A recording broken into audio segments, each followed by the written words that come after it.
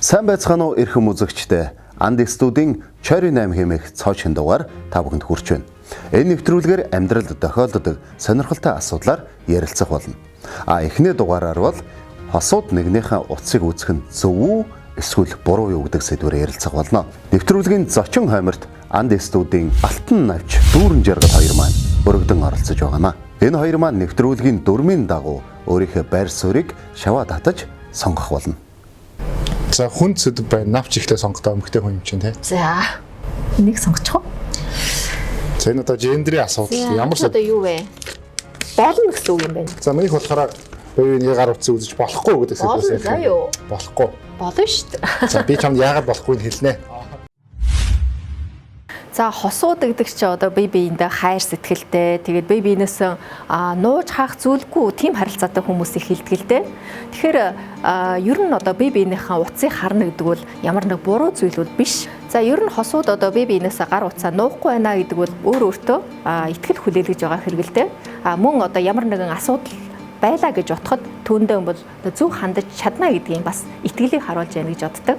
Жишээлбэл одоо ийм нөгөө байдаг штэ манай найз охин дэргэд минь унгачлаа надтай гэрлэх байхаа гэдэг шиг одоо нууцсан хүртэл ингэж одоо утсан дээрх нууцсан нууж хаахгүй байна гэдэг бол яг одоо нөгөө талдаа өгч байгаа хамгийн том итгэл. Ер нь одоо энэ гэр бүлийн судалгааны тал дээр бас нэг ийм нэг зүйл яригддаг л да.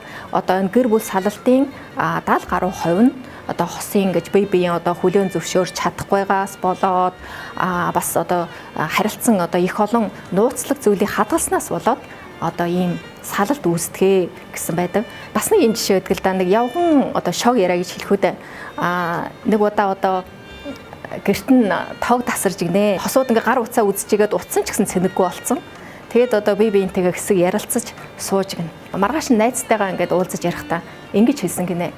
Манай гэр бүлийн хүмүүс ер нь их айтайхан хүмүүс байдгийг байна шүү гэж ярьсан байдаг. Тэгэхээр энэ нь одоо юу харуулж байна гэхээр ер нь одоо ингээ хосууд дүндүү их ингэж утаснаас хамааралтай болсон.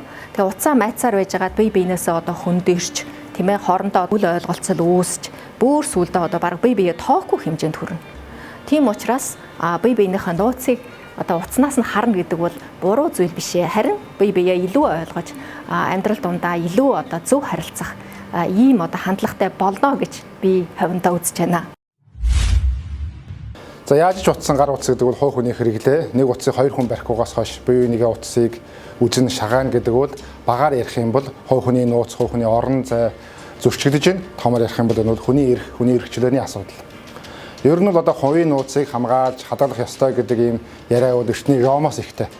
Гэтэл өнөөдөр бол 21 дугаар зуун. Өнөөдөр одоо олон улсын хууль эрх зүйн хүрээнд ч гэсэн хувийн нууцыг хамгаалах тухай маш олон хуулиуд байдаг. За үүнээс гадна сэтгэл зүйчдүүд үздэг хувийн нууц гэдэг зүйлүүд хизээ хаанч зөрчигдөх ёсгүй гэж ярьдаг. Ер нь бол хувийн нууцгүй хүн бол хинч биш байдаг. Хувийн нууцгүй хүн бол юучгүй хүн байдаг. Тийм учраас бие биенийхээ орон зай хүндэтгэж, бие биенийхээ одоо гар утсыг ингэж санаатаагаар үсэхгүй байх нь бол зүйтэй гэж би бодож байна. Тэдгээр одоо бие биедээ хайртай гэж байгаа боловч үнэхэрийн одоо хов зайгаа нэгтгэж хамтарч амьдарч байгаа боловч хувь хүн гэдэг хэн нэгний өмч биш. Тийм учраас бие биенийхээ орон зай руу хэтэрхээ ойртох нь бол мэдээж ямар нэгэн одоо асуудал үүсэх одоо ийм боломж нөхцөлийг бүрдүүлж өгч байгаа. Ер нь гэр бүл судлаачийн үзэж байгаагаар бол сүүлийн үед одоо хосууд бие биеийн руугаа хэтэрхээ анхаарал хандуулах, бие биенийхээ орон зай хэтэрхээ шахаснаас болж одоо гэр бүл салд үүсэж байна гэж үзэж байгаа. Тийм учраас бол одоо зах орон зайг бие биендээ өгөх ёстой. Түүнээс гадна одоо утас гэдэг зүйл бол зөвхөн тухайн хэрэгжилж байгаа хүний нууц биш.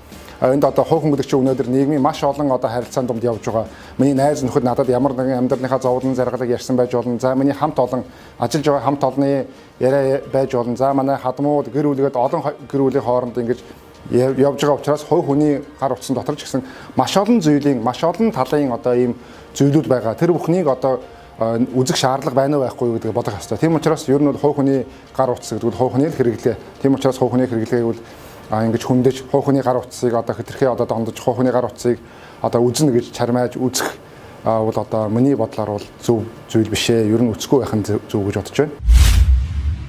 За бие биенийхээ утсыг үзнэ гэдэг бол үл итгэлцлийн шинж тэмдэг. Ер нь бол одоо сэжиг таавартай хардаж байгаагийн илэрлэж би үзэж байна. Гар утсыг харж байна гэдэг чинь хардталтаас болсон биш байхгүй юу? Харин одоо хосуудын хооронд ямар нэгэн одоо асуудал үүсхийг одоо сэргийлэх. Жишээлбэл одоо чамд нэг ямар нэг бэрхшээл тулгарлаа гэхэд би гар утсыг чинь харж иж чамайг илүү ойлгож одоо хоорондын тулгарсан ямар нэгэн асуудал бол хамтдаа Сэтгэл тавьж гэнэ гэж үү? Тийм. Тэгэхэд сэтгэл тавьж болно. Гэхдээ яхаараа заавал хувийн орон зай, хувийн нууц руу нэгдэрдэг. Тэгвэл тэр гар утсыг хүний сэтгэлдээ зэрэгцүүлж болохгүй байхгүй юу?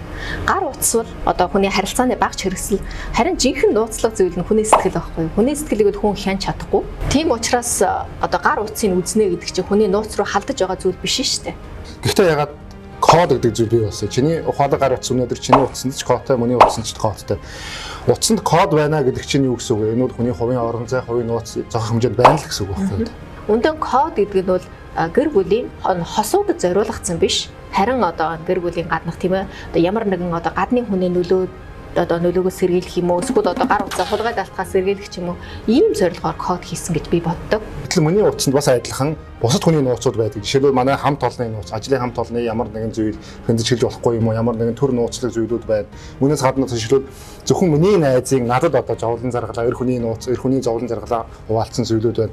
За одоо төрхөм хадам гэж одоо ямар нэгэн талын хүн надад ярьсан одоо чамд сонсгомооргүй зүйлүүд бас хүнд байж болно шүү дээ, тийм үү? Тийм учраас ийм зүйлүүдээ би бас хамгаалах ёстой шүү дээ. Өрөөс нь нүд байлдаггүй ээ. Унчин жагц дуулдаггүй гэдэг. Одоо энэ бол одоо гэр бүлийн хоорондох маш одоо уусалцсан харилцаа.